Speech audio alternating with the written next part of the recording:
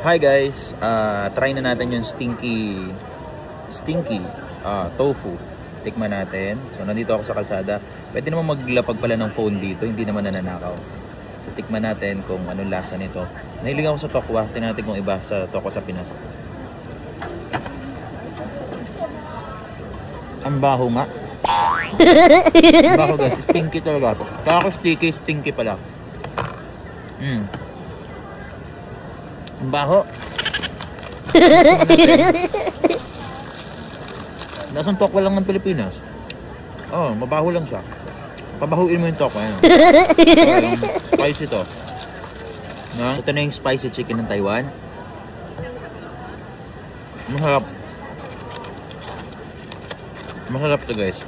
Masarap. Wala din buto. Masarap to. Ayan, masarap talaga ang fried chicken sa Taiwan.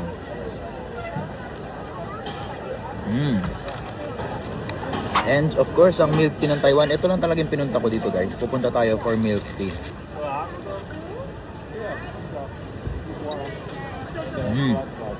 Alam mo guys, ang milk tea talaga sa Taiwan matabang. Pero malinamnam. Yan lang, pero pinakapanalo is itong fried chicken. Ayan lang. Bye.